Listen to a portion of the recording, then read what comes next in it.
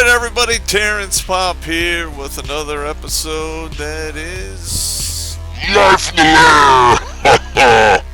Just kidding, it's pre-recorded. Alright, now, I got a letter here from a former Marine.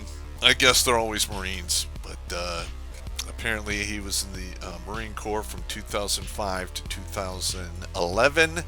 So he did his 6-year enlistment, which, I'm going to be honest, it's a long time to be in the Marine Corps. I was in a hole once for 3,000 years. This should be a breeze. Now, I served alongside a decent size units of Marines, and I saw exactly just how shitty they treat their people. So I have a hard time. I would have a hard time doing 6 years straight in the Marine Corps. I mean, I went in the Army at 17, and I got off active duty for the first time at 22. So I did about 5 years and some change. I don't know, I thought the Army treated me pretty good in the beginning. Yeah, I jumped into Panama, and we did some other operations when I was there. But I'm just trying to say the Army treats their people better, straight up. So my heart goes out to this guy.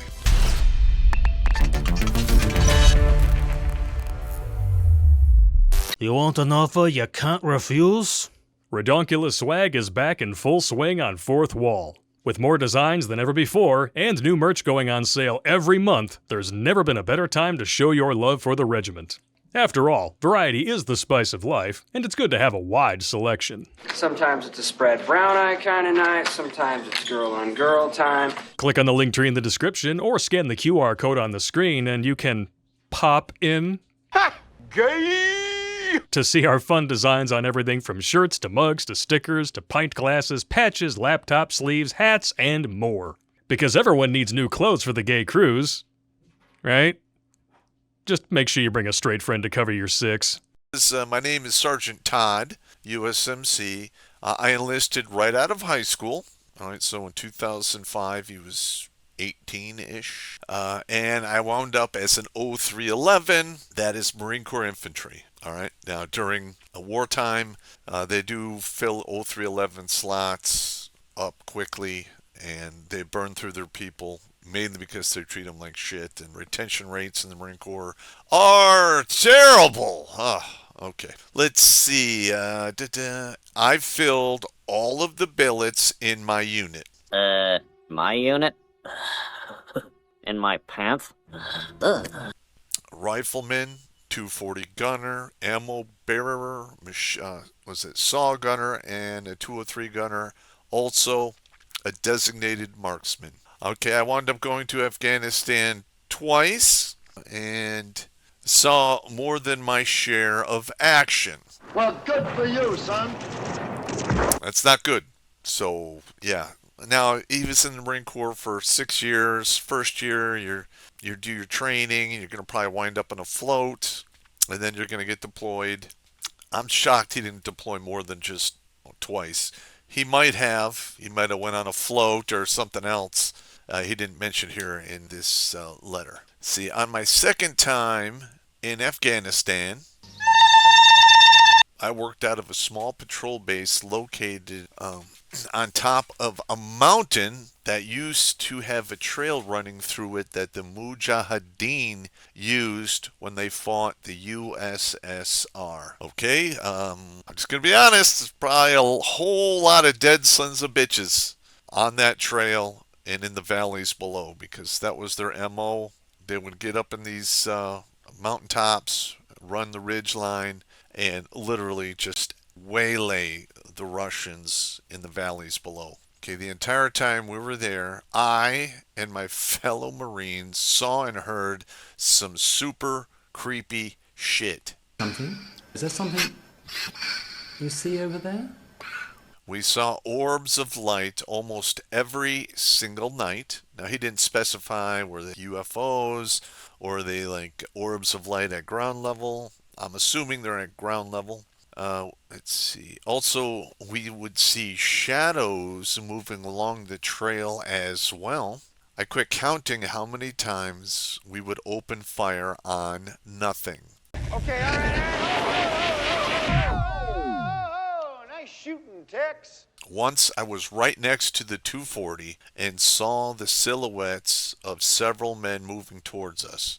The gunner burned through a belt, which is usually a 200 round belt. I got it. And I fired up a parachute flare immediately after, and there was nothing. Let's see. I am almost 40, and I always think about that tour. That was also when I decided to not stay in the Marine Corps. I get it. All right. Can you tell a few of your haunted U.S. Army stories? It makes me feel better knowing we were not the only grunts who saw supernatural shit while out in sector. I myself never went to Afghanistan, and I'm glad. I remember when I was a young child when Russia decided to invade Afghanistan. And I remember I'm sitting in front of my Atari 400 computer. B-17 bomber. B-17 bomber. And I also had a separate TV on that had the news on. The news came on that the USSR was invading Afghanistan, and then I had like this incredibly vivid dream that if I went there in the future, I would die there. So I was not a fan of going to Afghanistan. Now, I was asked by several battalion commanders to volunteer to go to Afghanistan, and I told them no, I would not. Come on. Come on. Oh, If I came down on orders to go, then I would go, but I am not volunteering myself to go there. It'd be a lot cooler if you did. You can call me whatever you want, I got it, not a big deal, but I am glad I did not go to Afghanistan. Now, I did go to Iraq in 04, so you were probably just coming into the Marine Corps while I was healing up from getting wounded in 04 in Iraq. Okay, so you want some U.S. Army stories, haunted Army stories. All right, so I spent my time in Iraq mainly out of Abu Ghraib prison, which was in the Sunni Triangle, and that was like the big top-tier prison that Saddam Hussein used while he was in power. Now, I've seen all kinds of numbers. I've seen, somewhere between 1.5 to 3.5 million people kept in this prison, and then ungodly amounts of people were never heard or seen again who went in there. Now, just outside of the building we were living in, inside the walls of that prison, there was a mass grave. In fact, it is estimated there was somewhere between 3 and 5 mass graves, meaning they would just dig these huge pits, fill it full of bodies, throw a bunch of dirt on top of it. A year or 2 years later, they dig another hole, throw more bodies, and they literally just kept repeating the whole cycle. Let's pretend that's not true. Yeah. So that place was absolutely crazy haunted. Now, you were saying here in your letter that you would see shadows walking on that trail. Okay, and I believe you. Well, there it is. So you're not getting any guff from me in regards to that. Now, the shadow that I saw in Abu Ghraib prison, I don't remember what night of the week it was. The shadow knows. But it was somewhere between 10:20 and 11 o'clock. And I had just got back from a battalion meeting at the battalion area across post. I don't know. I had to go to these things like every single night. Usually it would start off with me showing up at 1800 hours to get yelled at by the sergeant major, and then the battalion meeting would kick off 1900, 2000 hours and go until complete. My company commander was talking to the battalion commander, and I was coming back to our company area. We lived in an actual prison building Called toss the town. That's the slang word, toss the town. It means... And it was where they kept the political prisoners. And the building was like a giant shoebox. It was 3 stories tall. And on the base floor, the entire length of the building, when you walked into the door, double doors that were at the end of the building, there was a fluorescent light that went the entire length of the building. And the ceiling was maybe 9 feet tall tops. And I come around the corner, and it wasn't more than 50 feet, somewhere in that plus or minus 10 feet, ish. But there was a jet black man, a shadow, and you couldn't see through it. It wasn't like an actual shadow. It was jet black, arms and legs, and it literally walked right underneath the fluorescent light into a little alcove off to the right. Well, I had my M4 on me and all my shit locked and loaded.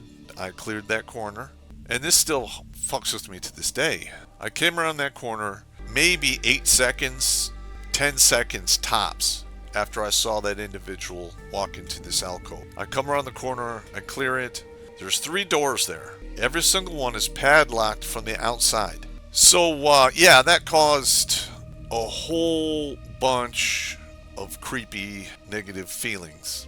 And I talked to a couple of my soldiers about it, and I was not the only one to see, shadows and what have you moving around. Though I do think the one that I saw was the most detailed, because a lot of the other guys, they would see stuff and it would be at the corner of their eye, or they'd see something pop around a corner of a building, a wall, and they'd turn, it wouldn't be there.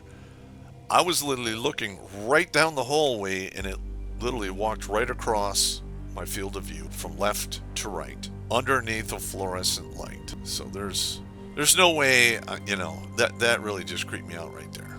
In regards to being in Afghanistan, listen, they call Afghanistan the graveyard to empires for a reason.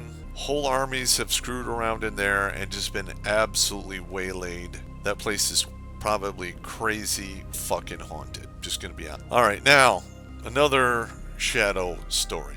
Again, this was sometime after 10 o'clock.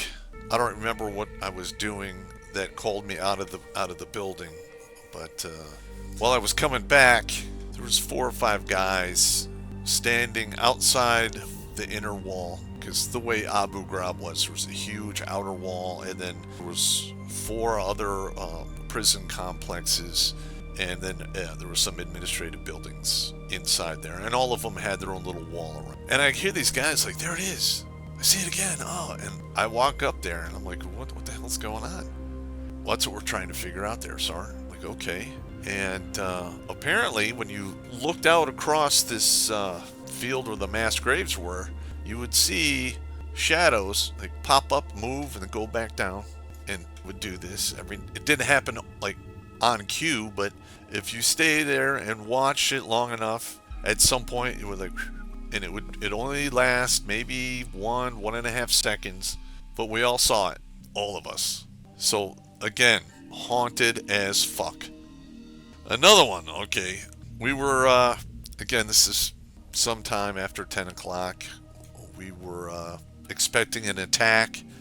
They were firing up star clusters and parachute flares near, I think it was Tower 4 and Tower 1. Apparently there was some type of movement outside the wall. Now, for the civilians out there, a parachute flare. You know, the Nazis had pieces of flare that they made the Jews wear. What? You fire it, it goes about 150 meters-ish into the air, and will kick off, and it has a parachute, so it'll hang up there. It has hang time. And it's the equivalent of like the noonday sun. I'm in my vehicle, I got my driver, I got the radio, I got a whole bunch of ammo in the back of this Humvee, because I'm just waiting for shit to kick off, because I'm gonna literally be there, in no time flat with additional ammo just in case it fucking kicks off. It was me, I had the driver with me, and there was 2 other guys outside the Humvee, and we're just jaw-jacking, talking a bunch of mad trash. And one of these star clusters goes off. And a star cluster only, it goes up and it turns into a flare. It's real bright for about 5 seconds and it dies pretty quick. Now, I just happen to be looking over the front of the Humvee, and I turn to the side. The star cluster goes off. I see the shadow of the vehicle, my shadow, the 2 shadows of the guys who were standing outside the vehicle, and on the building right to my left, there was an additional 2 shadows. And I was looking almost directly at them, and the star cluster went off, and I'm like, whoa. There's more shadows than there are people. That one creeped me out really bad. That entire place was so fucking haunted. I literally walked around all day, and it didn't matter how hot it got. I had the chills because I felt like somebody was always watching me. That's how jacked up that whole fucking thing was. I got, there was another one. I stayed with 1st Platoon. We were at Abu Ghraib prison. They were on, I think, the 2nd floor. And this happened 4 or 5 times. But the first time it happened it's always the worst. We had been there maybe 4 weeks. We were brand new. Sometime after 1 in the morning, somebody turns on the lights and is yelling, "There's a kid in here." So, in the middle of the night, if you had to use the pisser, you walk out the door, you turn right, you go down some stairs into a little courtyard, and there's like 5 or 6 porta shitters, and people would use those. Well, this guy was about halfway down the stairs, and he noticed like an 8-year-old, 10-year-old child literally walk up the stairs right past him, felt it brush against his arm and everything.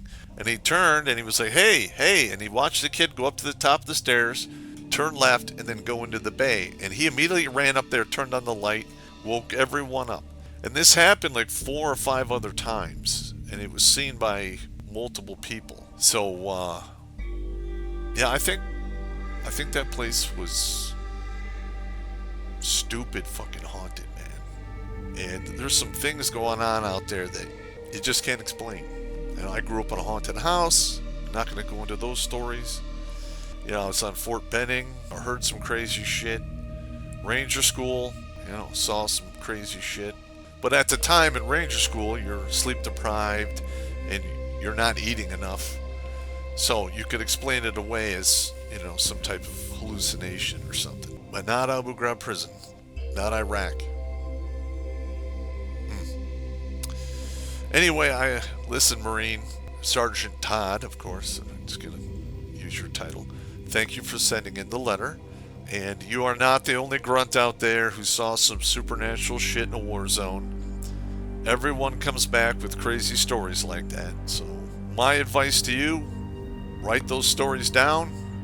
And who knows, maybe one day down the road, you can mail them in to me. Or at least keep them on hand if you have any kids. And you could tell them the creepy stories yourself. Alright, that's me, gentlemen, and I will talk to you later.